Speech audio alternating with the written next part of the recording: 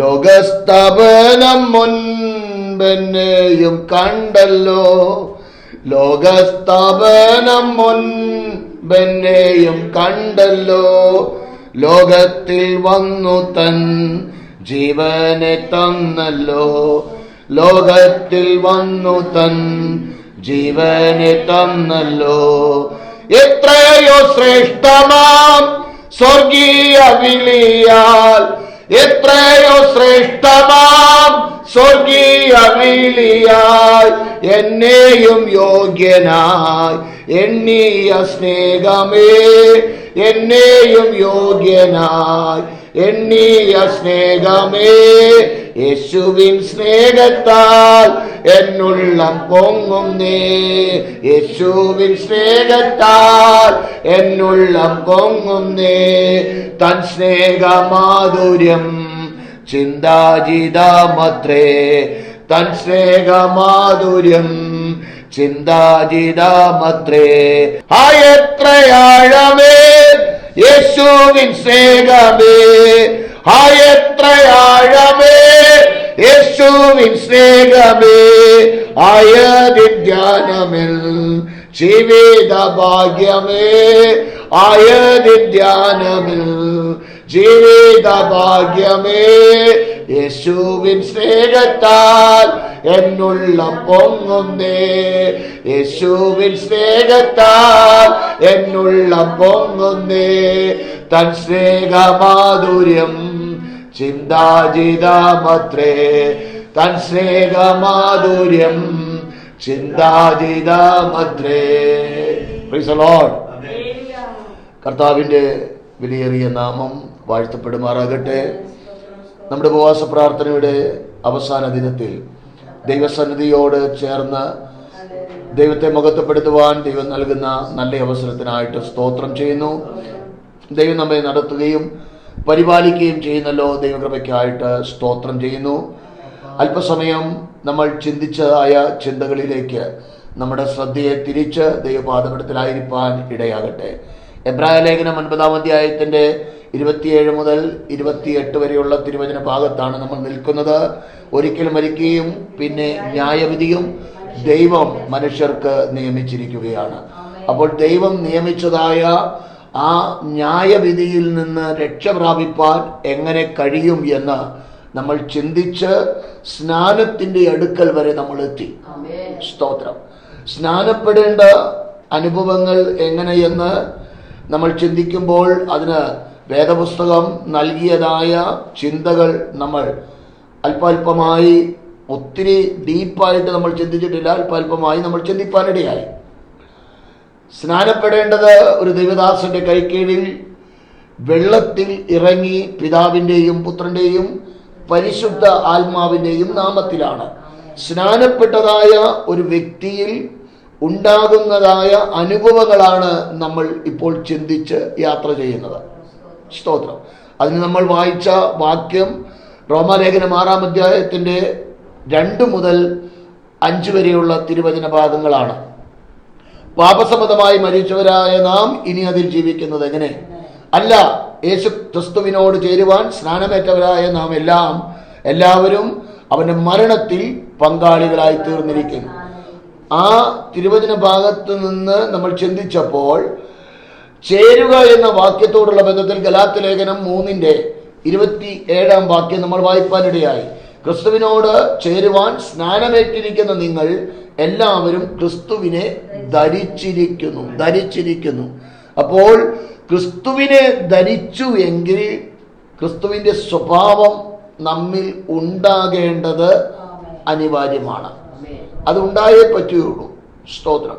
ഇനി ഒന്നും കൂടെ ആഴമായി നമ്മൾ ചിന്തിക്കുവാൻ തുടങ്ങിയാൽ 2 കൊരിന്ത്യർക്ക് എഴുതിയ ലേഖനം 5-ാം അധ്യായത്തിന്റെ 17-ാം വാക്യത്തിൽ ഇങ്ങനെയാണ് രേഖപ്പെടുത്തിയിരിക്കുന്നത്: ഒരുവൻ ക്രിസ്തുവിനായാൽ അവൻ പുതിയ സൃഷ്ടിയാകുന്നു, പഴയത് കഴിഞ്ഞുപോയി, ഇതാ അത് പുതുതായി തീർന്നിരിക്കുന്നു.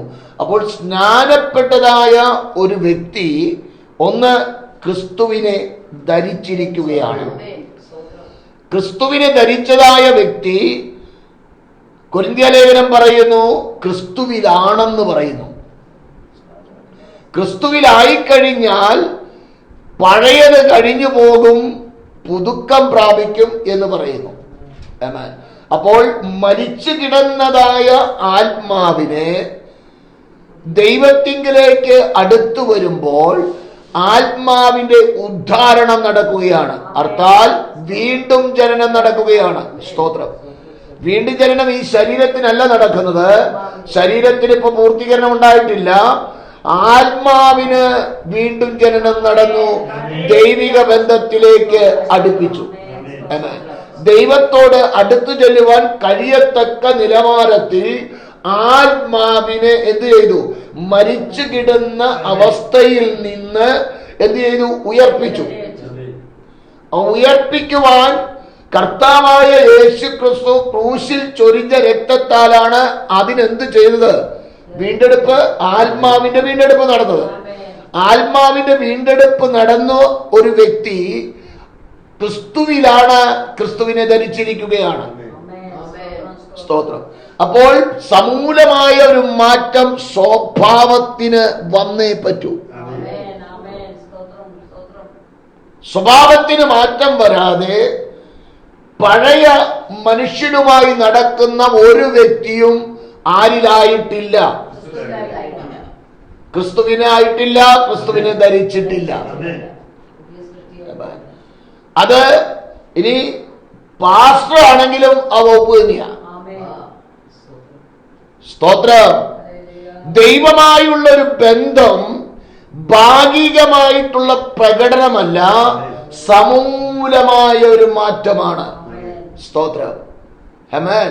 അത് ഉണ്ടായാൽ മാത്രമേ ആ ദൈവിക ബന്ധത്തിൽ തുടരുവാൻ കഴിയുകയുള്ളൂ.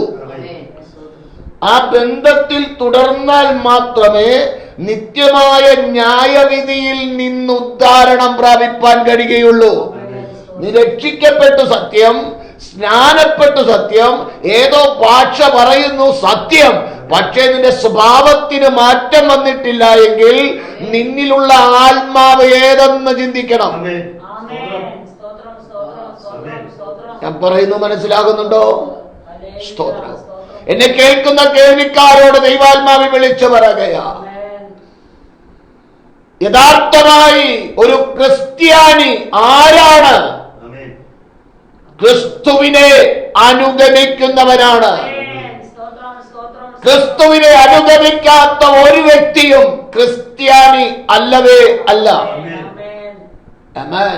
നീ കൊട്ടിപ്പാടുന്നുണ്ടോ? നീ ദൈവത്തെ ആരാധിക്കുന്നെന്ന് പറയുന്നുണ്ടോ? അതൊക്കെ നടക്കുന്നുണ്ടാകാം. എന്നാൽ നിന്റെ സ്വഭാവത്തിന് മാറ്റം വരുന്നില്ല എങ്കിൽ നിന്നിലുള്ള ആത്മാവ് ഏതെന്ന് ചിന്തിക്കേണ്ടിയിരിക്കുന്നു. ആരാധന സ്ഥലത്ത് വരുമ്പോൾ ഒരു ആത്മാവ്, വീട്ടിൽ ചെന്ന് കഴിഞ്ഞാൽ വേറെ ഒരു ആത്മാവ്, 4 പേരെ കാണുമ്പോൾ വേറെ ഒരു ആത്മാവ്, അങ്ങനെ ഒരു ആത്മാവല്ല. സ്തോത്രം. ആരാധന കഴിഞ്ഞു കഴിയുമ്പോൾ വെളിച്ചപ്പാട് പോലെ തുള്ളുന്ന ആത്മാവല്ലെന്നേ. അതാണ് യാക്കോബ് അപ്പോസ്തലൻ പറയുന്നത്, ഒരു ദ്വാരത്തിൽ നിന്ന് കയ്പും മധുരവും പുറപ്പെടുകയില്ല. ആമേൻ. സ്തോത്രം പറയുന്ന അധരം കൊണ്ട് നിനക്ക് മറ്റൊരുത്തനെ ദോഷവാക്കുകൾ പറയുവാൻ കഴിയില്ല. ഇത് ഞാൻ വെറുതെ പറയുന്നതല്ല, തിരുവചനം പറയുന്ന സത്യങ്ങൾ പറയുന്നതാണ്. വചനം വളരെ കൃത്യമായാണ് കാര്യങ്ങൾ പറയുന്നത്. സ്തോത്രം. സ്നാനപ്പെട്ട ദൈവവൈതലെന്ന് അവകാശപ്പെടുന്നെങ്കിൽ നീ ക്രിസ്തുവിൽ ആണ്. ക്രിസ്തുവിൽ ആണെങ്കിൽ നീ പുതിയ സൃഷ്ടിയാണ്. പുതിയ സൃഷ്ടിയാണെങ്കിൽ പഴയതിന്റെ സ്വഭാവത്തിന് സമൂലമായൊരു മാറ്റം വന്നേ മതിയാകൂ. ആമേൻ. ഹല്ലേലൂയ. ഒരു പുതുക്കത്തിന്റെ അനുഭവം മറ്റുള്ളവർ കാണുമ്പോൾ പറയണം, ഇത് പഴയ സണ്ണി അല്ലല്ലോ. ഒത്തിരി മാറ്റം വന്നല്ലോ. സ്തോത്രം. ആമേൻ. അങ്ങനെ പറയുവാൻ കഴിയണം. സ്തോത്രം. അത് കഴിയുന്നില്ല എങ്കിൽ പഴയ സ്വഭാവം തന്നെ ഇപ്പോഴും പ്രാർത്ഥനയ്ക്കൊക്കെ പോകുന്നുണ്ട്, കാര്യം ശരിയാ, അവനോട് പറയുന്നത് സൂക്ഷിച്ച് സംസാരിക്കണം. സ്തോത്രമൊക്കെ പറയുന്നുണ്ട്, കക്ഷിയൊക്കെ ശരി തന്നെയാ, പക്ഷേ സൂക്ഷിച്ചേ ചെയ്യാവൂ, സംസാരിക്കാവൂ. അതെന്നാ സൂക്ഷിച്ച് സംസാരിച്ചില്ല ചിലപ്പം രണ്ട് കിട്ടിയെന്നിരിക്കും. സ്തോത്രം. പറഞ്ഞു കേട്ടിട്ടുള്ളൊരു കേൾവിയാ. സ്തോത്രം. ഒരുത്തൻ സൈക്കിളില് പ്രാർത്ഥനയ്ക്ക് പോവുക. അപ്പൊ ഒരുത്തൻ കള്ളുകൂടിയൻ ഇവനെ കണ്ടു കഴിഞ്ഞപ്പോ അവനൊരു രസം തോന്നി, ഇവന് ചീത്ത വിളിച്ചു. സ്തോത്രം. ചീത്ത വിളിച്ചു കഴിഞ്ഞപ്പോ ആ സൈക്കിള് സ്റ്റാൻഡിൽ വെച്ചിട്ട് ചെന്ന് രണ്ടെണ്ണം കൊടുത്തു. കള്ളുകൂടിയൻ പറഞ്ഞു, നീ പെന്തക്കോസുകാരനാണെന്ന് കരുതിയിട്ടാ ഞാൻ നിന്നെ ചീത്ത വിളിച്ചത്, ഇപ്പൊ മനസ്സിലായി നീ പെന്തക്കോസുകാരനല്ലെന്ന്. സ്തോത്രം. ശരിക്കും കൊടുത്തു. അവന്റെ ലഹരി ഇറങ്ങി, ഇവന്റെ ഉള്ള കൃപയും പോയി. സ്തോത്രം. ഇവൻ ആരാണെന്ന് വെളിപ്പെട്ടു, അവന് സൗഖ്യം കിട്ടി. സ്തോത്രം. അതല്ല ദൈവകൃപ, ദൈവമായുള്ള ബന്ധമതല്ല. ഒരുവൻ ക്രിസ്തുവിലായാൽ അവൻ പുതിയ സൃഷ്ടിയാണ്. സ്തോത്രം. ഇതൊരു യാഥാർത്ഥ്യമാണെന്ന് ഞാൻ നേരത്തെ പറഞ്ഞല്ലോ. ഹല്ലേലൂയ. ജഡം മരിച്ചാൽ പിന്നെ അതെന്ത് ചെയ്യില്ല? പ്രതികരിക്കില്ല. മരിച്ചത് പിന്നെ പ്രതികരിക്കുന്നെങ്കിൽ അതിന്റെ അർത്ഥം എന്നാ? ചത്തിട്ടില്ലെന്നേ. ചുവനേരെ ചത്തിട്ടില്ല. ചത്തു കഴിഞ്ഞാൽ എന്ത് ചെയ്യില്ല? പ്രതികരണ ശേഷി നഷ്ടപ്പെടും. ചീത്ത വിളിക്കുകയാണോ? വിളിക്ക്. സ്തോത്രം. തല്ലാൻ വരികയാണോ? അല്ല. സ്തോത്രം. തമ്പുരാൻ അനുവദിക്കണം തല്ലണമെങ്കിൽ. തമ്പുരാൻ അനുവദിക്കണം. ആ ഒരു അതിര് വിട്ടു പോയി കഴിഞ്ഞാൽ ചിലപ്പം 8ന്റെ പണി കിട്ടും. തമ്പുരാൻ കൊടുക്കുന്ന 8ന്റെ പണിയല്ല, അതിന് കൂടിയത് എന്താ ഉണ്ടായെന്ന് വെച്ച് കഴിഞ്ഞാൽ അതായിരിക്കും കൊടുക്കുക. പിന്നെ അതോടുകൂടെ പണി തീരും, പിന്നെ പണിയാൻ കാണില്ല. ഹല്ലേലൂയ. ദൈവത്തിന്റെ കരം പ്രതികൂലമായി ചലിച്ചാൽ വചനം പറയുന്നത് പ്രതികാരം എനിക്കുള്ളതാണ്, ഞാൻ പകരം വിട്ടു. എന്നെ കേൾക്കുന്ന ദൈവമൈതലേ, നമ്മളാരും അനാഥരല്ല കേട്ടോ. നമുക്ക് ഒരു ഉടമസ്ഥനുണ്ട്. മറ്റാർക്കും ഇല്ലാത്ത ഒരു സംരക്ഷണമുണ്ടെന്ന്. അത് ദൈവ പൈതലിന് മാത്രമുള്ളതാ. നീ വിശ്വസ്തയോടെ ദൈവത്തോട് ചേർന്ന് യാത്ര ചെയ്താൽ, ഹല്ലേലൂയ, ഒരുപക്ഷെ ലോകർ പറയോ അവളൊരു പൊട്ടിയാണെന്ന്, അവനൊരു വിഡ്ഢിയാണെന്ന് ലോകർ ഒരുപക്ഷെ പറഞ്ഞെന്നിരിക്കാം, നിന്നെ മാറ്റി നിർത്തിയെന്നിരിക്കാം. എന്നാൽ ദൈവമൈതലേ, നിനക്കൊരു ഉടമസ്ഥനുണ്ട്. വിശുദ്ധ വേദപുസ്തകത്തിൽ മോശയുടെ അനുഭവത്തെ കുറിച്ച് ദൈവാത്മാവ് രേഖപ്പെടുത്തുമ്പോൾ അഹരോനും മിരിയാമും മോശയേക്കാൾ മൂത്തവരാണ് ഇവർ രണ്ടുപേരും. മോശയുടെ ആ ഞാങ്ങടപ്പെട്ടകം നദിയിൽ കൊണ്ടുപോയി വെച്ചപ്പോൾ ഒളിഞ്ഞു നിന്ന് നോക്കി നിന്നത് മിരിയാമാണ്. സ്തോത്രം. അപ്പോൾ അവൾക്ക് ഒരവകാശം പറയാനുണ്ട്. എടാ, നിന്നെ ഈ നിലയ്ക്കാക്കിയതിന്റെ പുറകിൽ ഞാനാണ്. അഹരോന് പറയാനുണ്ട്, നീർക്ക് ചില തത്വമുണ്ടല്ലോ, അത് വ്യക്തമായി ജനത്തോട് പറയുന്നത് ഞാനാണ്. ഇവർ രണ്ടുപേരും കൂടെ മോശയുടെ മണ്ടയിൽ കയറി. മോശയെ കുറിച്ച് ദൈവം സാക്ഷ്യപ്പെടുത്തുന്ന അതിസൗമ്യനെന്നാണ്. അവൻ പരാതിയൊന്നും തമ്പുരാനോട് പറഞ്ഞില്ല. പക്ഷേ സ്വർഗീയ കോടതി ആ കേസ് ഏറ്റെടുത്തു. പെട്ടെന്ന് തമ്പുരാൻ ഇങ്ങോട്ട് ഇറങ്ങി വന്നിട്ട് 3 എണ്ണത്തിനെയും വിളിച്ചു. മോശയെ നോക്കി പറഞ്ഞു, ഇവൻ ആരാണെന്ന് നിനക്കറിയാമോ? നിങ്ങൾക്കറിയാമോ? ഇവരോട് ഞാൻ സംസാരിച്ചത് മറഞ്ഞിരുന്നല്ല, മുഖാമുഖമായി ഞാൻ ഇവനോട് സംസാരിച്ചു. ഹല്ലേലൂയ. ഒളിഞ്ഞിരുന്നല്ല സംസാരിച്ചതെന്ന്, മുഖാമുഖമായി ഇവനോട് സംസാരിച്ചു. എന്നിട്ട് ഇവന്റെ നേരെ പിറുപിറുക്കുവാൻ നിങ്ങൾ ഭയപ്പെടാതിരുന്നത് എന്താ? ഇത്രയും കാര്യം പറഞ്ഞിട്ട് തമ്പുരാൻ അങ്ങ് മാറിപ്പോയി. അഹരോൻ തിരിഞ്ഞ് സഹോദരിയെ നോക്കിക്കഴിഞ്ഞപ്പം പകുതി ചീഞ്ഞളിഞ്ഞ ഒരു മാംസപിണ്ഡം പോലെ നിൽക്കുകയാണ്. നിമിഷ നേരം കൊണ്ട് അവളുടെ ശരീരത്തിന്റെ രൂപം അങ്ങ് മാറി. ഉടനെ അഹരോൻ, യജമാനനേ, പിറുപിറുപ്പൊക്കെ പോയി, എല്ലാം പോയി. നിമിഷ നേരം കൊണ്ട് എല്ലാം പോയി. യജമാനനേ, ഞങ്ങൾ തെറ്റ് ചെയ്തു, ക്ഷമിക്കണം. സ്തോത്രം. അതിസൗമ്യനായ മോശ വീണ്ടും തമ്പുരാനോട് പറഞ്ഞു, കർത്താവേ ക്ഷമിക്കണം. ഇപ്പൊ തമ്പുരാൻ പറഞ്ഞു, അപ്പൻ നിങ്ങളുടെ മുഖത്ത് തുപ്പിയ പുറത്ത് അടച്ചിടണ്ടേ? കൊണ്ടുപോയി അടച്ചിടാൻ പറഞ്ഞു. സ്തോത്രം. ആമേൻ. അപ്പോൾ പ്രതികാരം ചെയ്യുവാൻ ദൈവകരത്തിലേക്ക് വിട്ടുകൊടുത്താൽ അത് നമ്മൾ നീതിയോടെ വിശ്വസ്തയോടുകൂടെ മുൻപോട്ട് പോകുന്നുവെങ്കിൽ, എന്നെ കേൾക്കുന്ന ദൈവവൈതലേ, ഈ വചനം കേൾക്കുന്ന സ്നേഹിതരെ, ദൈവം നിന്നെ കൈവിടില്ല.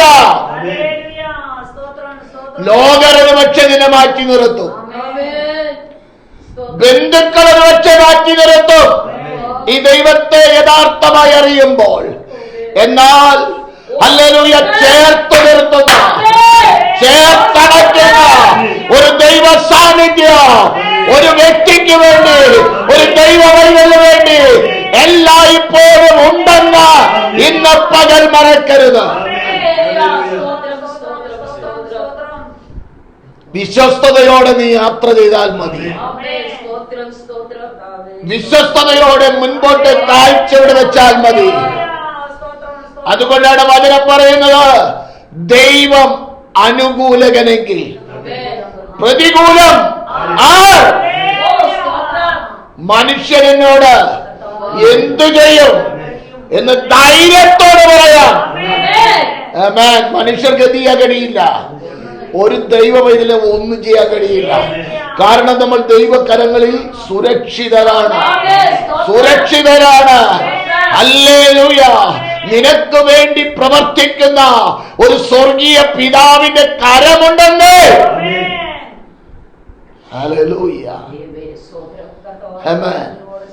ആട്ടുകാരൻ പാടിയൊരു പാട്ടുണ്ട്, ആരും സഹായമില്ലെല്ലാവരും പാരിൽ കണ്ടും കാണാതെയും പോകുന്നവർ. ആരും സഹായമില്ലെല്ലാവരും പാരിൽ കണ്ടും കാണാതെയും പോകുന്നവർ. എന്നാൽ എനിക്കൊരു സഹായകൻ വാനിൽ ഉണ്ട്, നിറഞ്ഞതിൽ. ഓ, എന്നാൽ എനിക്കൊരു സഹായകൻ വാനിൽ ഉണ്ട്, നിറഞ്ഞതിൽ ഉല്ലാസമേ. നമുക്ക് വേണ്ടി കരുതുന്ന ഒരു ദൈവം. ആരും സഹായകരായില്ലാതെ, സഹായിക്കുന്നവർ കണ്ടും കാണാതെയും മാറുമ്പോൾ, ഒരു സഹായകൻ നിനക്ക് എവിടെയുണ്ട്? വാനിലുണ്ടെന്ന്. ആമേൻ. അതാ നമ്മൾ രാവിലെ ചിന്തിച്ചല്ലോ, നമുക്ക് ആരുണ്ട്? ഒരു സ്വർഗീയ പിതാവുണ്ട്. ഈ വകയൊക്കെയും ജാതികൾ അന്വേഷിക്കുന്നു. നമുക്ക് ടെൻഷൻ ഇല്ലാതിരിക്കുന്നതിന് കാരണം നമുക്കൊരു പിതാവുണ്ട്. ആ പിതാവ് നമ്മെ അറിയുന്നവനാ, നമ്മുടെ അവസ്ഥകളെ അറിയുന്നവനാ, നമ്മുടെ ആവശ്യങ്ങളെ അറിയുന്നവനാ, നമ്മുടെ തിന്മകൾ കേൾക്കുന്നവനാ, പരിഹസിക്കുന്ന പരിഹാസങ്ങൾ കാണുന്നവനാ. ആ ദൈവകരത്തിൽ കൊടുത്ത് ഫ്രീ ആയിട്ട് മുന്നോട്ട് പോയാൽ മതി. ബാക്കി കാര്യങ്ങൾ ഭംഗിയായി ചെയ്യും. അത് ചെയ്യുന്ന പണി സ്തോത്രം. അത് വേദപുസ്തകം പറയുന്ന വാക്കുകൾ ശ്രദ്ധിച്ചു കഴിഞ്ഞാൽ ദൈവത്തിന്റെ കരത്തിൽ വീഴുന്നത് ഭയങ്കരമാണെന്നാ പറയുന്നത്.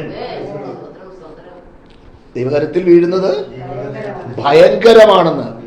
സ്തോത്രം. എബ്രായർ 13:5-6 വാക്യങ്ങളാണ്. നിങ്ങളുടെ നടപ്പ് ഞാൻ നിന്നെ ഒരു നാളും കൈവിടുകയില്ല, ഉപേക്ഷിക്കുകയില്ല എന്ന് അവൻ തന്നെ എന്നോട് ചെയ്തിരിക്കുന്നു. ആയ കർത്താവ് എനിക്ക് തോന്നാം, ഞാൻ പേടിക്കുകയില്ല, മനുഷ്യൻ എന്നോട് എന്ത് ചെയ്യും എന്ന് നമുക്ക് ധൈര്യത്തോടെ പറയാം. ആ തിരുവചന ഭാഗം നമ്മൾ ശ്രദ്ധിക്കണം. 5-ാം വാക്യം വ്യവസ്ഥയാണ്. ദൈവമായുള്ള ബന്ധത്തിൽ നമ്മൾ ചെയ്യേണ്ടതാണ്. അത് ചെയ്താൽ താഴെ പറയുന്ന 6-ാം വാക്യം അത് ദൈവഭാഗത്തു നിന്ന് ദൈവം ചെയ്യുന്നതാണ്. ആകയാൽ കർത്താവ് എനിക്ക് തുണയായ ആരുണ്ട്? കർത്താവുണ്ട്. പക്ഷെ പേടിക്കാൻ പാടില്ല. പേടിപ്പെടുത്താൻ പിശാച് അലറുന്ന സിംഹം പോലെ വരുമ്പോ പോയി പണി നോക്കണമെന്ന് പറയണം. പേടിക്കുകയില്ല. മനുഷ്യൻ എന്നോട് എന്തു ചെയ്യും എന്ന് നമുക്ക് അത് രണ്ടും ധൈര്യത്തോടെ പറയണം. രണ്ടും ധൈര്യത്തോടെ പറയണം. മുട്ടിടിക്കരുത്. നമ്മുടെ പ്രശ്നം എന്ന് പറയുന്നത് ചെറിയൊരു പ്രശ്നം വരുമ്പോഴത്തേക്ക് നമ്മുടെ മുട്ടിടിക്കാൻ തുടങ്ങും. മുട്ടിടി പാടില്ല. അവിടെ പറയുന്നത് കർത്താവ് നിനക്ക് തുണയായിട്ടുണ്ട്. മുകളിൽ പറഞ്ഞിരിക്കുന്ന തിരുവചന ഭാഗം നീ അനുസരിക്കുന്നുവെങ്കിൽ നിന്നെ ശത്രുവിന്റെ കയ്യിൽ അകപ്പെടാതെ വണ്ണം സൂക്ഷിക്കുന്ന ഒരു സംരക്ഷണ വലയോ ഒരു പരിപാലനക്കരോ ഉണ്ടെന്ന്. അത് ഉടമസ്ഥൻ വീണ്ടെടുപ്പുകാരൻ പറഞ്ഞതാ, വേറെ ആരെങ്കിലും പറഞ്ഞതല്ല. വീണ്ടെടുപ്പുകാരൻ പറഞ്ഞ വാക്കാണ്. അവിടെ എഴുതിയിരിക്കുന്ന അവിടെ ഒരു വ്യവസ്ഥ എഴുതിയിട്ടുണ്ട്. ദുഷ്ടന്റെ കയ്യിൽ അകപ്പെടാതെ വണ്ണം ഒരു കാത്തുകൊള്ളണം എന്ന് പറഞ്ഞിടത്തും എന്ത് ചെയ്തിട്ടുണ്ട്? ഒരു വ്യവസ്ഥ കൊടുത്തിട്ടുണ്ട്. എന്താണ് വ്യവസ്ഥ? അവിടെ വളരെ കൃത്യമായിട്ട് പറയുന്നത്, ഞാൻ ലൗകികനല്ല, ഇവരും ആരല്ല. അപ്പൊ ലൗകികരാണെങ്കിൽ ദുഷ്ടന്റെ കയ്യിൽ അകപ്പെട്ടു പോകാം. മനസ്സിലാകുന്നുണ്ടോ? ലൗകികരാണെങ്കിൽ കാണുന്നത് മുഴുവൻ നമേ നമേ എന്ന് പറഞ്ഞ് നടക്കുന്നെങ്കിൽ എന്താണ് അതിന്റെ അർത്ഥം? ലൗകികനാണെന്ന് അതിന്റെ അർത്ഥം. അപ്പൊ അവന് ഈ സംരക്ഷണം ഉണ്ടാകുമെന്ന് എനിക്ക് തോന്നുന്നില്ല. ഏത് വ്യവസ്ഥ ദൈവാത്മാവ് രേഖപ്പെടുത്തി വെച്ചിട്ടുണ്ടോ അവിടെ തന്നെ ഒരു ക്ലോസും കൂടെ വെച്ചിട്ടുണ്ട്. മിസ്രൈമ്യർക്ക് വരുത്തിയ വ്യാധി നിങ്ങൾക്ക് വരില്ല എന്ന് ഇസ്രായേൽ ജനത്തോട് പറഞ്ഞു. എന്റെ പ്രമാണം കേട്ടനുസരിച്ചാൽ. അപ്പൊ അനുസരിച്ചില്ലെങ്കിൽ തീയും. സ്തോത്രം. ഏത് വിഷയത്തിന്റെ മുൻപിലും വ്യവസ്ഥയുണ്ട്. വ്യവസ്ഥ നീ അനുസരിച്ചാൽ വ്യവസ്ഥയുടെ ഉടമസ്ഥൻ നിന്റെ കൂടെ കാണും. അത് ഏത് പ്രതികൂലത്തിലും കാണും, അത് ഏത് അവസ്ഥയിലും കാണും. അതൊക്കെ തിരുവചനത്തിൽ ഓരോ ഭക്തന്മാരും അവരുടെ പ്രതികൂലത്തിൽ നിന്നപ്പോൾ അവർക്ക് വേണ്ടി പ്രവർത്തിച്ച ദൈവത്തിന്റെ പ്രവൃത്തി. സ്തോത്രം. ദാവീദ് തന്റെ ജീവിതത്തിൽ കുന്തം പിടിച്ച് നടക്കുന്നവന്റെ അടുത്തൊന്ന് പോയി അവന്റെ കുന്തം എടുത്തിട്ട് വരണമെന്നൊന്ന് ചിന്തിച്ചപ്പം 3000 എണ്ണം നിരന്ന് കിടക്കുക. ഇവന്റെ ഹൃദയത്തിലെ ആഗ്രഹം സാധിപ്പിക്കാൻ വേണ്ടി ഒരു ഗാഢ നിദ്ര അയച്ചവിടെ. ആർക്ക് വേണ്ടി? ദാവീദിന്റെ ഹൃദയത്തിലെ ഒരാഗ്രഹം പൂർത്തിയാക്കുവാൻ തമ്പുരാൻ എന്ത് ചെയ്തു? 3000 എണ്ണത്തിന് ഗാഠനിദ്ര കൊടുത്തത്. അവൻ അവിടെ ചെന്നത് അറിഞ്ഞില്ല, മടങ്ങി പോകുന്നത് അറിഞ്ഞില്ല, ഒരെണ്ണം അറിഞ്ഞില്ലെന്ന്. അപ്പൊ അപ്പൊ നാം സേവിക്കുന്ന ദൈവം ആരാ? എടാ, പഴയ നിയമ ഭക്തന് വേണ്ടി അവന്റെ ഹൃദയത്തിൽ ഒരു വേദനയുടെ നടുവിൽ ഞാൻ തെറ്റുകാരനല്ല എന്ന് ബോധ്യപ്പെടുത്തുവാൻ, ഹല്ലേലൂയ, ദൈവത്തോടുള്ള ഹല്ലേലൂയ കടപ്പാടനുസരിച്ച് ഒരു തീരുമാനമെടുത്ത്, ഹല്ലേലൂയ, അവനെ കൊല്ലുകയില്ലെന്ന് ദാവീദ് ഹൃദയത്തിൽ നിശ്ചയിച്ചിട്ടുണ്ടായിരുന്നു. കൂടെ പോയാൻ പറഞ്ഞു, ഒറ്റ കുത്തുള്ളൂ, പിന്നെ കുത്തില്ലെന്ന്. ഒട്ടുപോയെന്ന് പറഞ്ഞു. കുന്തമെടുത്തോ ജലപാത്രം എടുത്ത് നടക്കാൻ പറഞ്ഞു. സ്തോത്രം. സഹകരണം കിടന്ന് പോത്തുപോലെ കിടന്നുറങ്ങുക, നാടൻ ഭാഷയില്. ഒരെണ്ണം അറിഞ്ഞില്ല. അതാ നാം സേവിക്കുന്ന ദൈവം. ചില ഇടങ്ങളിൽ നിന്നെ ഇല്ലാതെയാക്കുവാൻ, നിന്നെ നിന്ദിതരാക്കുവാൻ ശത്രുവായവൻ കിണഞ്ഞു പരിശ്രമിക്കുമ്പോൾ അതിന്റെ മധ്യത്തിൽ ദൈവവൈദ്യരെ നീ വിശ്വസ്തയോടെ നിന്നാൽ നിനക്ക് വേണ്ടി പ്രവൃത്തി വെളിപ്പെടുത്തുന്ന ഒരു ഉടമസ്ഥനുണ്ടെന്ന് ഇന്ന് പകൽ മറക്കരുത്. ആളുകൾ പലരും ഈ കർത്താവിങ്കിലേക്ക് വരാത്തതിന്റെ ഒരു കാരണം ബന്ധങ്ങൾ നഷ്ടപ്പെട്ടാൽ പിന്നെ എന്തു ചെയ്യുമെന്നുള്ള ചിന്തയാലാണ്.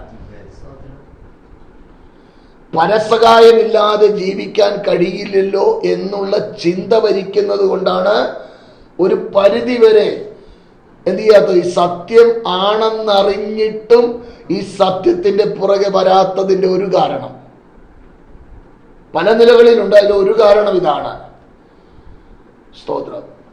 അവര് വേണ്ടെന്ന് വെക്കും, അവര് ചീത്ത വിളിക്കും, അവരുടെ കല്യാണങ്ങൾക്ക് വിളിക്കില്ല, അവരുടെ വീട്ടിലൊരു വിശേഷം ഉണ്ടായാൽ നമ്മളെ അറിയിക്കില്ല, കളിയാക്കും. ഇങ്ങനെ പല നിലകളിലുള്ള അനുഭവങ്ങൾ ഉണ്ടാകും എന്ന് പറഞ്ഞാണ് ഹല്ലേലൂയ ഒരു പരിധി വരെ ആളുകൾ കർത്താവിലേക്ക് വരാത്തതിൻ്റെ ഒരു കാര്യം. എന്നാൽ വിശ്വസ്തയോടുകൂടെ നീ നിന്നാൽ, വചനം പറയുന്ന വാക്ക് തന്നെ പറയാം, എന്നെ മാനിക്കുന്നവനെ ഞാൻ മാനിക്കും എന്ന് മാറ്റമില്ലാത്ത വചനം പറയുന്നുവെങ്കിൽ നീ വിശ്വസ്തയോടുകൂടെ നിലകൊണ്ടാൽ നിനക്ക് വേണ്ടി പ്രവർത്തിക്കുന്ന ദൈവത്തിന്റെ പ്രവൃത്തിയുടെ കരം വെളിപ്പെട്ടു വരും.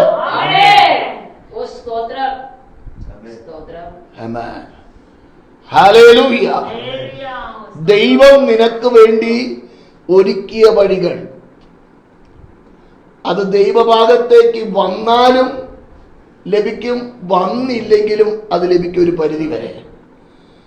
എന്നാൽ ദൈവത്തോട് ചേർന്ന് വിശ്വസ്തയോടുകൂടെ നിന്നാൽ ഒത്തിരി കഷ്ടപ്പെടാതെ പല ആത്മീക, ശാരീരിക, ഭൗതിക നന്മകളും പ്രാപിപ്പാൻ കഴിയും. ഇല്ല, ചിലപ്പോൾ കുസ്തി പിടിച്ചിട്ട് വേണ്ടി വരും ചെയ്യാൻ. കുസ്തി പിടിച്ചാലും ചിലപ്പോൾ കിട്ടില്ല. ദൈവം നോക്കുന്നത് നീ വിശ്വസ്തനാണോ. നീതി സ്വർഗത്തിൽ നിന്ന് നോക്കുകയാണ്, വിശ്വസ്തത ഭൂമിയിൽ നിന്ന് മുളയ്ക്കുകയാണ്. വചനം അതിൻ്റെതായ ആധികാരികതയിൽ നിലകൊള്ളുകയാണ്. ഹല്ലേലൂയ. ഗലാത്യർ 6:5 പറയുന്നത്, പരിച്ഛേദനയല്ല, അഗ്രചർമ്മവുമല്ല, പുതിയ സൃഷ്ടി അത്രേ കാര്യം. അപ്പോൾ ഒരു ദൈവ പൈതൽ ആരായി തീരണം?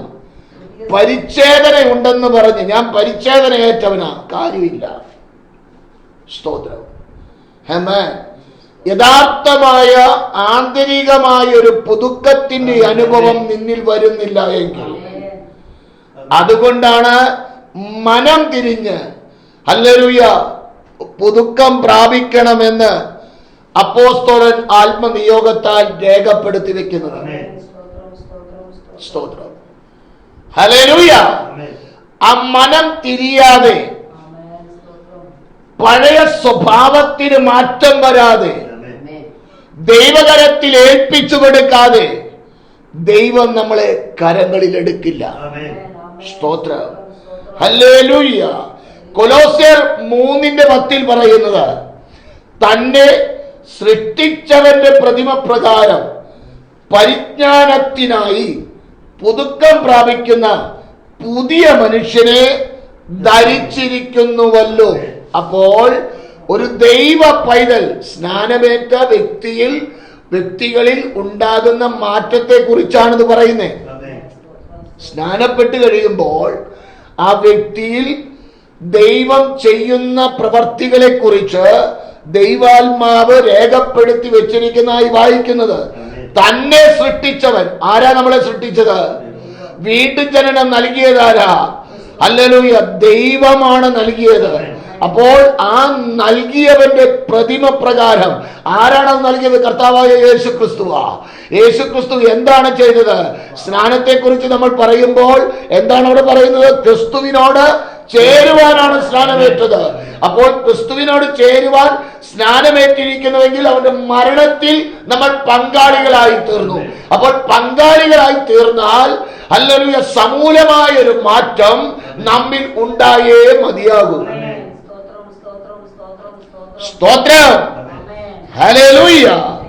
അവിടെ റോമാലേഖനത്തിൽ എഴുതിയിരിക്കുന്ന അങ്ങനെ നാം അവന്റെ മരണത്തിൽ പങ്കാളികളായി തീർന്ന സ്നാനത്താൽ അവനോട് കൂടെ കുഴിച്ചിടപ്പെട്ടു ക്രിസ്തു മരിച്ച് പിതാവിന്റെ മഹിമയാൽ ജീവിച്ചെഴുന്നേറ്റതുപോലെ നാമും ജീവന്റെ പുതുക്കത്തിൽ നടക്കേണ്ടതിന് തന്നെ. എന്തിനു വേണ്ടിയാ? ജീവന്റെ പുതുക്കത്തിൽ നടക്കേണ്ടതിന്. ക്രിസ്തു പിതാവിന്റെ മഹിമയാൽ എന്ത് ചെയ്തു? ഉയർത്തെഴുന്നേറ്റു. ഇപ്പൊ ആരാണ്? തേജോരൂപിയായി നിൽക്കുകയാ. അവനത് പൊതിഞ്ഞുകൊണ്ട് നടന്നതാ. 33 വർഷം പൊതിഞ്ഞുകൊണ്ടത് നടന്ന കാരണം കൊണ്ടാണ് ഇസ്രായേൽ ജനത്തിന് അവനെ തിരിച്ചറിയാൻ കഴിയാതിരുന്നത്. വേദപുസ്തകം പറയുന്നത് നമ്മുടെ വെളിച്ചം എന്ത് ചെയ്യണം? എവിടെ പ്രകാശിക്കണം? ഇരുട്ടിൽ പ്രകാശിക്കണം. അതെങ്ങനെ പ്രകാശിക്കുക? എങ്ങനെ പ്രകാശിക്കും? മത്തായിയുടെ സുവിശേഷം 5-ാം അധ്യായം എടുത്തേ, അതിന്റെ 13-ാം വാക്യം അവർ വായിച്ചേ. നിങ്ങൾ ഭൂമിയുടെ ഉപ്പാകുന്നു. ഉപ്പ് കാരമില്ലാതെ പോയാൽ അതിന് എന്തെന്നുകൊണ്ട് രസം വരുത്താം. പുറത്ത് കളഞ്ഞിട്ട് മനുഷ്യർ ചവിട്ടുവാനല്ലാതെ മറ്റൊന്നിനും കൊള്ളാകുന്നതല്ല. നിങ്ങൾ ലോകത്തിന്റെ വെളിച്ചമാകുന്നു. മലമേലിട്ടിരിക്കുന്ന പട്ടണം മറഞ്ഞിരിപ്പാൻ പാടില്ല. ആ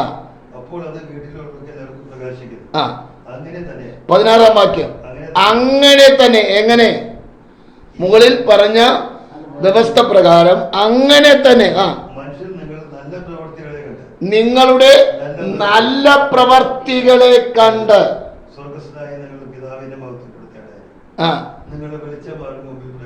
അപ്പൊ എന്താണ് വെളിച്ചം?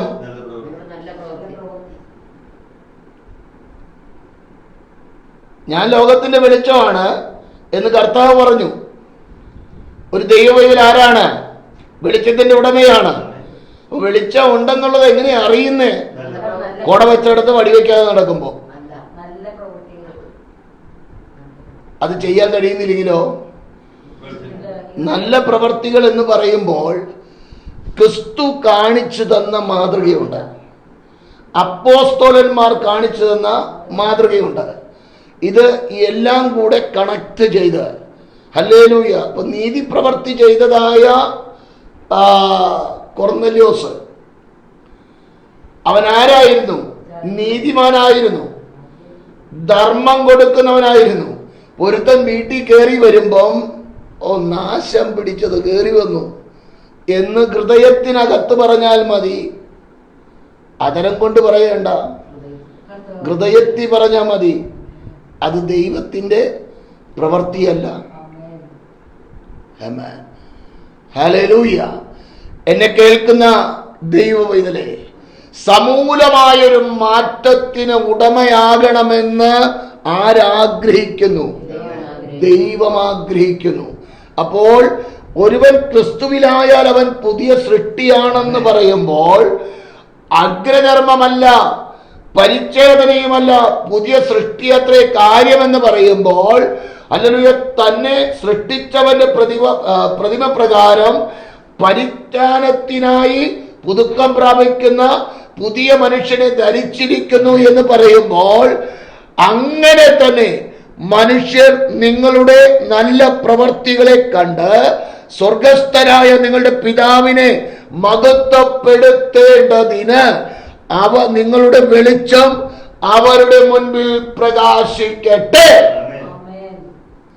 അങ്ങനെ തന്നെ മനുഷ്യർ നിങ്ങളുടെ നല്ല പ്രവൃത്തികളെ കണ്ട് സ്വർഗസ്ഥനായ നിങ്ങളുടെ പിതാവിനെ മഹത്വപ്പെടുത്തേണ്ടതിന് നിങ്ങളുടെ വെളിച്ചം അവരുടെ മുൻപിൽ പ്രകാശിക്കട്ടെ.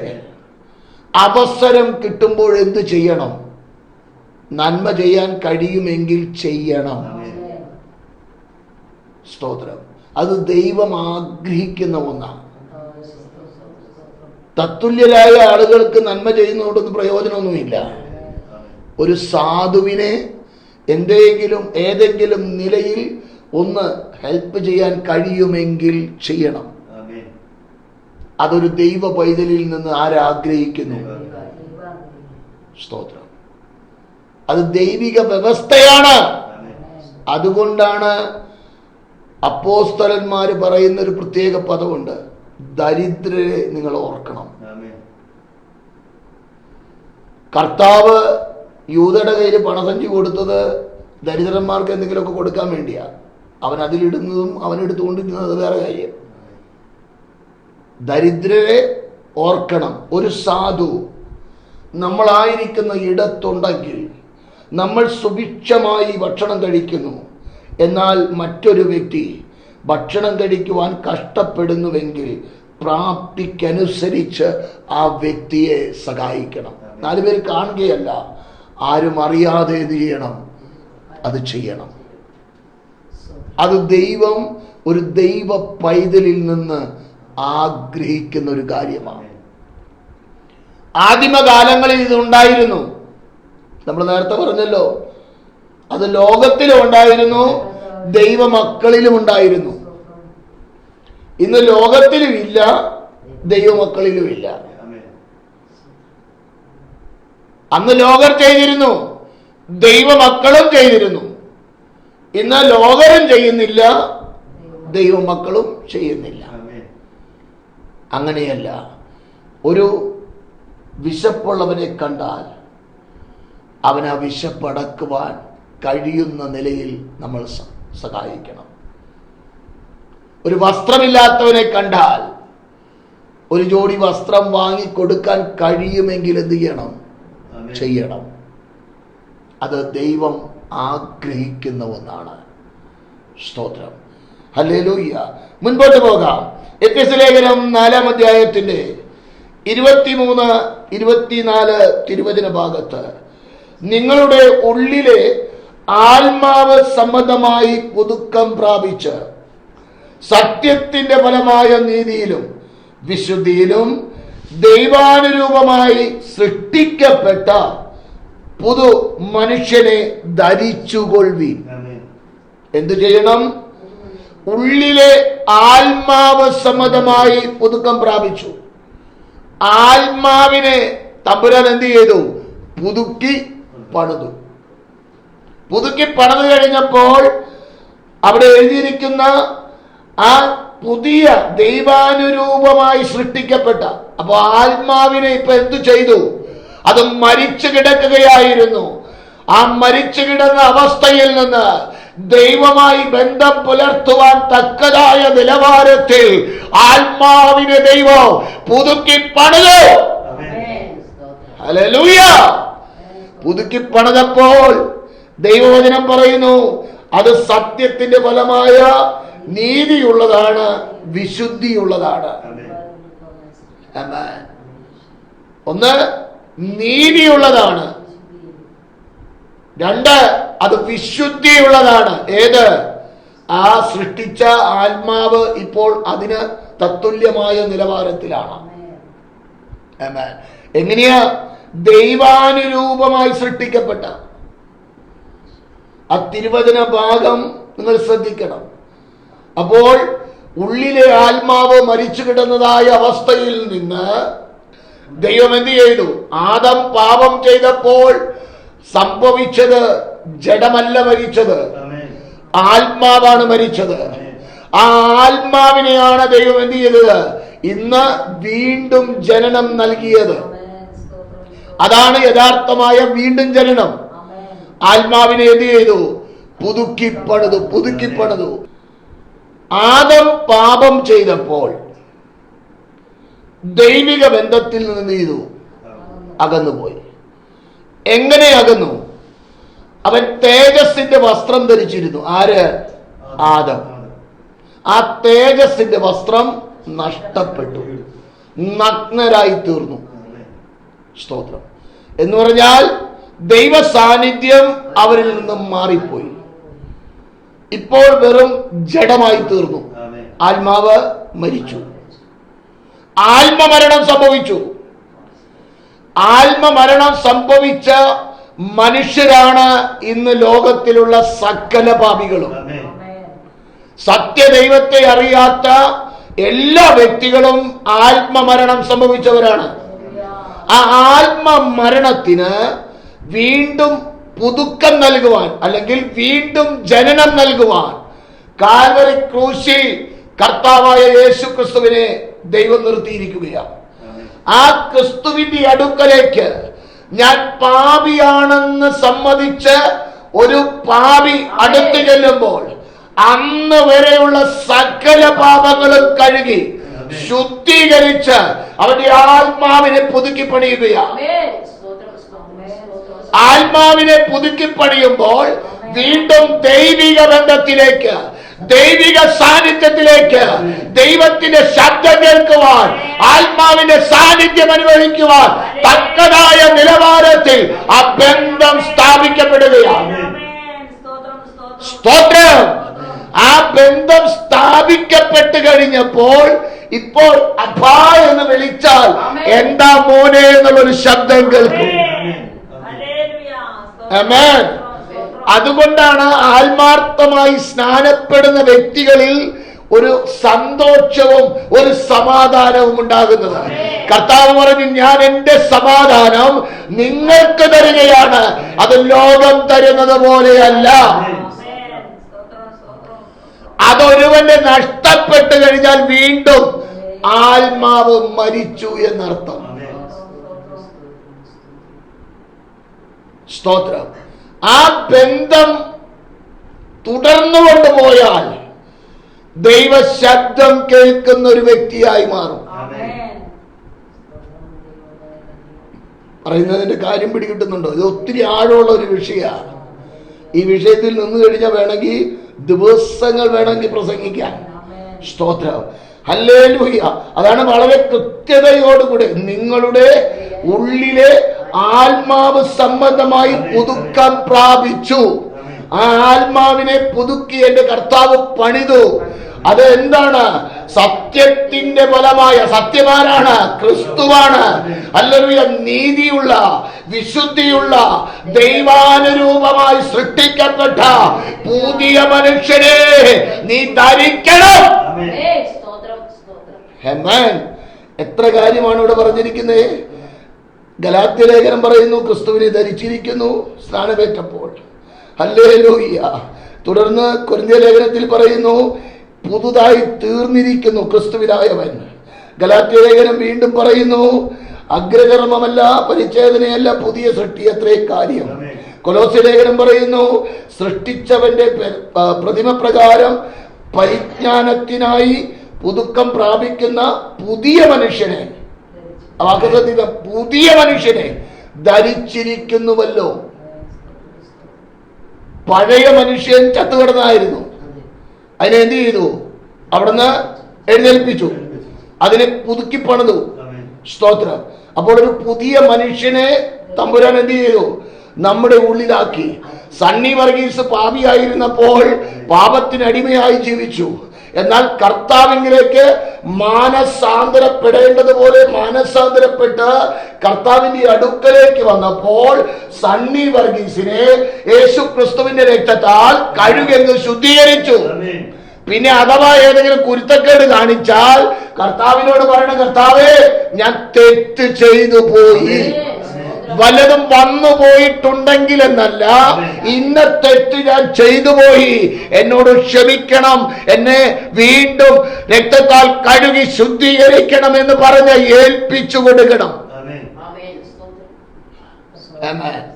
തട്ടിപ്പ് പരിപാടിയൊന്നും ദൈവസന്നിധിയിൽ നടക്കില്ല.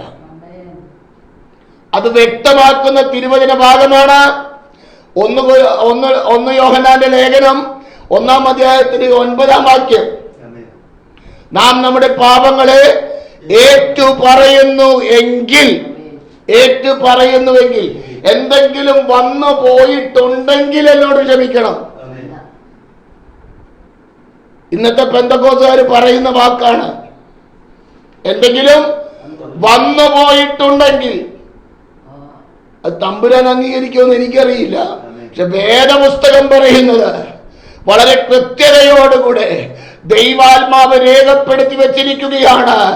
1 യോഹന്നാന്റെ ലേഖനം 1-ാം അധ്യായത്തിന്റെ 9-ാം വാക്യത്തിൽ നാം നമ്മുടെ പാപങ്ങളെ ഏറ്റുപറയുന്നു എങ്കിൽ, ഏറ്റു പറഞ്ഞില്ലെങ്കിലോ, കർത്താവെ എന്തെങ്കിലും വന്നു പോയിട്ടുണ്ടെങ്കിൽ ക്ഷമിക്കോ?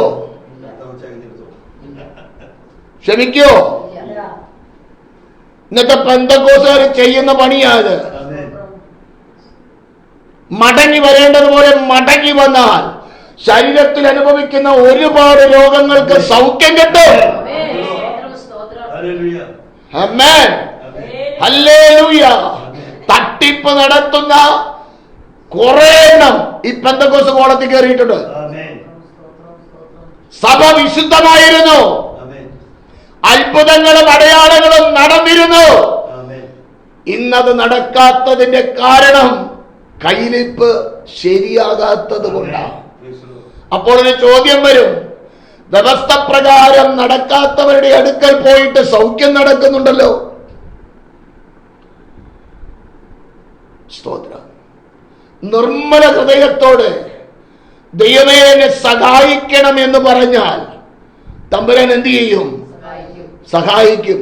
അത് പറയുന്നവന്റെ മിടുക്കുകൊണ്ടല്ല, അവന്റെ ശ്രേഷ്ഠത കൊണ്ടല്ല, ഹല്ലേലൂയ, ദൈവവചനത്തിന്റെ ശക്തി കൊണ്ടാ. കഴുതയെ കൊണ്ട് ബിലിയാമിനോട് സംസാരിച്ചതാണ് നാം സേവിക്കുന്ന ദൈവം. ബിലിയാം സ്വർഗത്തിൽ കാണുമോ? കഴുത സ്വർഗത്തിൽ കാണുമോ? രണ്ടും കാണില്ല. എന്താ കാര്യം? അവന്റെ കയ്യിലിരിപ്പും. കഴുതയെ ദൈവം എന്ത് ചെയ്തു? അവനൊന്ന് കണ്ണ് തെളിഞ്ഞ് കാണാനൊന്ന് ഉപയോഗിച്ചു. എന്നിട്ടെങ്കിലും അവൻ മാനസാന്തരപ്പെട്ടെന്ന് ആര് കരുതി? തമ്പുരാൻ കരുതി. എന്നിട്ട് മാനസാന്തരപ്പെട്ടു? ഇല്ലെന്നേ. പ്രതിയോഗിയായ വഴിയിൽ നിന്നത് സ്തോത്രം. മിണ്ടാപ്രാണിയെ സംസാരിപ്പാൻ തക്കതായ നിലവാരത്തിൽ അവന്റെ വാഹനം തുറന്നു കൊടുത്തു. ഇന്ന് വരെ കഴുത അവനോട് സംസാരിച്ചിട്ടില്ല. കഴുതയെ അടിച്ചു കഴിഞ്ഞപ്പോൾ കഴുത എന്ത് ചെയ്തു? നീ എന്തിനാ അടിക്കുന്നേ? ഞാൻ നിനക്ക് എന്ത് ദോഷം ചെയ്തെന്ന് ചോദിച്ചു. ഞാൻ ചിന്തിക്കുന്നത് ബിലിയാമിന്റെ കിളി പോയി കാണും. ഈ പെട്ടെന്നല്ലേ ഇത് സംസാരിക്കുന്നേ? കഴുത പെട്ടെന്ന് അവനോട് മനുഷ്യൻ സംസാരിക്കുന്ന പോലെ സംസാരിക്കുക. അത് സംസാരിക്കുന്ന സമയത്ത് അവന്റെ ഉള്ള കിളി പോയി കാണും. അത്ര ദിവ്യാഗ്രഹിയായ കാരണം കൊണ്ട് വീണ്ടും അവൻ പോയത്. നമ്മളെപ്പോലെ ആരെങ്കിലും ആയിരുന്നെങ്കിൽ ഒരു പക്ഷേ അതോടുകൂടെ ബോധം കിട്ടവിടെ വീണാനെ. ദൂതിനൊന്നും കാണണ്ട, ഇത് സംസാരിക്കുന്ന കാണുമ്പോൾ നമ്മുടെ കിളി പോകും. സ്തോത്രം. കാരണം ഇതിന്റെ പുറത്ത് കയറി നടക്കുന്ന സാധനം ഇന്ന് വരെ വേണ്ടിയിട്ടില്ല. അവിടെ ഇപ്പം നീ എന്തിനാ അടിക്കുന്നതെന്ന് ചോദിക്കുന്നേ. സ്തോത്രം. ദൂതൻ വാളൂരി അവിടെ നിൽക്കുന്നുണ്ട്, അത് വേറെ കാര്യം. അതിനെ കണ്ടിട്ടാണ് ഇവൻ കിടക്കുന്നേ. അത് കിടന്നപ്പോഴാണ് അടിച്ചത്. ആ ഭാഗമൊക്കെ ശരിക്കൊന്ന് ചിന്തിക്കണം. ചിന്തിച്ചു കഴിയുമ്പോഴാണ് അതിന്റെ ഗൗരവം പിടികിട്ടുള്ളൂ. നാം സേവിക്കുന്ന ദൈവം ആരാണെന്ന്, നാം വിളിച്ചപേക്ഷിക്കുന്ന ദൈവം ആരാണെന്ന്, നമുക്ക് വേണ്ടി നിലകൊള്ളുന്ന ദൈവത്തിന്റെ പ്രവൃത്തി എങ്ങനെയെന്ന് ഹല്ലേലൂയ ഇന്ന് പകലിലൊന്ന് ശ്രദ്ധിക്കണം കേട്ടോ. വിശ്വസ്തയോടുകൂടെ നീ നിന്നാൽ വിശ്വസ്തനായ ദൈവം നിനക്ക് വേണ്ടി നിൽക്കും. അത് ഏതിടത്ത് നിൽക്കും? ഏത് ഇടങ്ങളിലും നിൽക്കും. തുറക്കാത്ത വാതിലുകൾ നിനക്ക് വേണ്ടി തുറന്നു തരും. ഹല്ലേലൂയ. പ്രതികൂലങ്ങളെ അനുകൂലമാക്കി നൽകും. ഹല്ലേലൂയ. ഏതെല്ലാം നിലയിൽ ദൈവത്തിന് പ്രവർത്തിക്കണമോ ആ പ്രവൃത്തി നിന്നിൽ വെളിപ്പെടുത്തുവാൻ എന്റെ ദൈവം മതിയായവനാ. അത് നമ്മുടെ മിടുക്കുകൊണ്ടല്ലത് ചെയ്യുന്നത്, മറിച്ച് നീ ആരുടെ വകയെന്ന്, നീ ആരെ സേവിക്കുന്നു എന്ന്, നീ ആരുടെ പക്ഷത്ത് നിൽക്കുന്നു എന്ന് ജനം അറിയുവാൻ നിന്നെ ദൈവം ഉപയോഗിക്കുകയാ. ആമേൻ. ചിലർ പറയും ഞാൻ പ്രാർത്ഥിച്ചു ഇന്നത് നടന്നു. അല്ല കുഞ്ഞെ, നീ പ്രാർത്ഥിച്ചുകൊണ്ടല്ല നടന്നത്. നീ ആരുടെ വകയാണെന്ന് നിന്നെ നിന്ദിച്ചവരുടെ മുൻപിൽ എനിക്കൊന്ന് വെളിപ്പെടുത്തണമായിരുന്നു. നീ പ്രാർത്ഥിച്ചു, അത് സത്യമാ. എന്നാൽ നിന്റെ പ്രാർത്ഥന കൊണ്ടല്ല നടന്നത്.